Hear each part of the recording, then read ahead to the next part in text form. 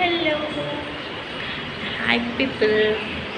ఏంటంటే మనం degree finish చేసాం, పీజీ కూడా సెకండ్ సెమ్లో ఉన్నామన్నమాట. చాలా లేట్గా అప్డేట్ ఇస్తున్నా, పర్లేదు.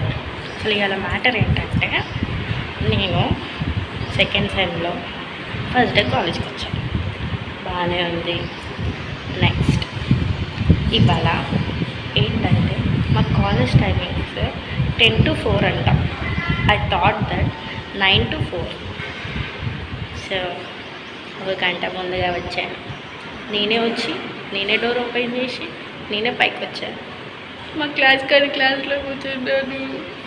సో ఓకే, అసలు నేను ఎందుకు ఇక్కడ కూర్చున్నా తెలుసా? మా క్లాస్లో అది క్లాస్ అన్నారు ఫ్రెండ్స్. ఫస్ట్ నేను అంటున్నా, దిక్కులేక అంటున్నా, మైండ్ ఇట్. అండ్ ఇంకొకటి ఏంటంటే, మా క్లాస్ అనేది అది క్లాస్ కాదు. ఫస్ట్ అది క్లియర్ కదా, అది ల్యాబ్ అన్నమాట. అది కంప్యూటర్ ల్యాబ్. ఆ కంప్యూటర్ ల్యాబ్లో మా సెక్షన్ని కూర్చోబెడతారు. నేను క్లినికల్ న్యూట్రిషన్ ఫ్రెండ్స్, అలా కూర్చోబెట్టినా కూడా ఓకే ఫైన్, బాగానే ఉంది. కూర్చోబెట్టారు, బాగానే ఉంది. కనీసం మనుషుల లెక్క చూడాలిగా ఫ్రెండ్స్. అది క్లాస్ అంటారు, అసలు అది ల్యాబ్ అంటారా? బండలు పగిలిపోయి ఉంటే మా బాధ ఎవరికి చెప్పుకోలేము. మళ్ళీ సెమిస్టర్ వచ్చినప్పుడల్లా, ఎగ్జామ్స్ వచ్చినప్పుడల్లా sem fees, exam fees, attendance తీసుకునేది ఉండదు వీళ్ళు, కానీ అటెండెన్స్ ఫీజు వేస్తారు. బయోమెట్రిక్ ఉండదు, కానీ బయోమెట్రిక్ ఫీజు వేస్తారు. మళ్ళీ మన పీజీ కదా, ఎవడొస్తాడు క్లాస్లో బొత్తుగా చెప్తారా అని మనం అనుకుంటాం, కానీ కండోనేషన్ ఫీజ్ అని మంచిగా మింగుతారు ఫ్రెండ్స్. అది కూడా మనకి 1000-2000 ఉంటే బాగానే ఉంటుంది. కండోనేషన్ ఫీజు ఎలా 75% అటెండెన్స్ లేకపోతే 10,000 కట్టాలి.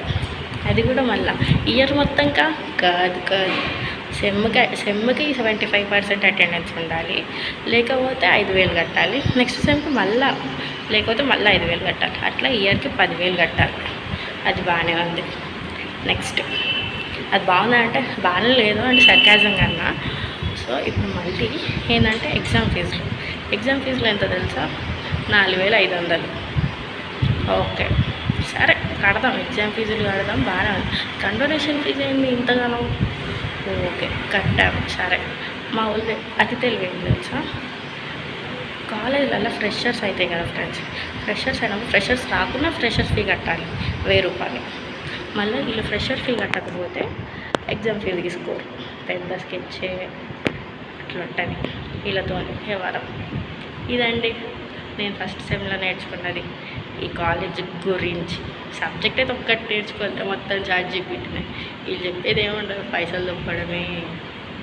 సో కాల్డ్ పీజీ కాలేజీలో చూసుకోండి, పీజీ చెయ్యాలా వద్దా. యాక్చువల్గా మన స్టూడెంట్స్, మన జనరేషన్ వాళ్ళందరూ అవుట్ ఆఫ్ అని మింగేస్తున్నారు కదా. అవుట్ ఆఫ్కి పోయినంతనే ఈడ కూడా అవుతున్నాయి. మన వాళ్ళు ఈడ ఉంటే పెద్ద ఉద్ధరించేది లేదు, అలా అడిగిపోయి పెద్ద ఉద్ధరించేది లేదు. అందరు లాస్ట్కి చిప్పలు దొక్కోవాల్సిందే. కాకపోతే అడిగి పోయినామన్న సంతోషం, ఈడ ఉండి కూడా సేమ్ కడుతున్నామన్న బాధ, అంతే తప్ప పీజీతోనే నాకు తెలిసినంతవరకు అయితే ఇప్పటికైతే నాకైతే ఏ ఉపయోగం లేదు ఫ్రెండ్స్. మీరు జాయిన్ అవ్వాలనుకుంటే పెద్దవాళ్ళ సజెషన్స్ తీసుకోండి, మంచి కాలేజీలు అవ్వండి. ఫీజులు అయితే ఎలా అవుతాయి. వాళ్ళు ఆగరు, ఆపరు, తగ్గిమని అడగలేము మనం. ఏదో ఒక సోది చెప్పి తీసుకుంటూనే ఉంటారు. అసలు ఎడ్యుకేషన్ అనేది స్కామ్ అయిపోయింది, ఇక మళ్ళీ ఇంకేం. సో అది నేను చెప్పేది. అది మీకు జాయిన్ అవ్వాలని, పీజీ చెయ్యాలి, కోర్సులు చెయ్యాలి అని మీకు ఫుల్ ప్యాషనెట్ ఉంటే అప్పుడు జాయిన్ అవ్వండి. ఏదో ఒకటి పీకుతాం, పీజీ చేసాను అంతే తప్ప టైంపాస్కి దేని నుండో ఎస్కేప్ అవ్వడానికి అయితే అస్సలు రాకండి. ఎందుకంటే పేరెంట్స్కి బరువు అవుతారు లాస్ట్కి. ఇంట్లో పైసలు అడగలేము, ఇక్కడ ఇలా తగ్గేమో అడగలేము. చూసుకోండి, బై. సో అదిదా మ్యాటర్. అండ్ ఫస్ట్ డే కదా, నా అవుట్ఫిట్ చూపించాలా మీకు, కనిపించండి కావండి. ఇక్కడ ఉండదు, ఇది మన అవుట్ఫిట్. ఈ కాలేజ్కి ఇది ఎక్కువలే ముక్క, రావడం ఎక్కువ నా ఉద్దేశంలో అయితే. ఇది మా క్లాస్ అనుకునే క్లాస్, కానీ ఇది మా క్లాస్ కాదు.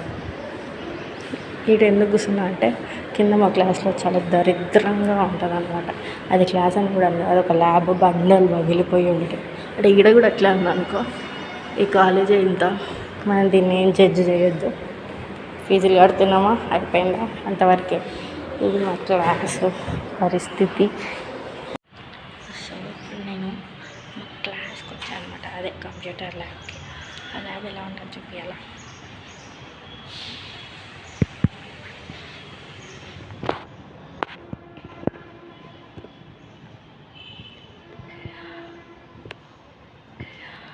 ఈ విధంగా ఉంటుంది.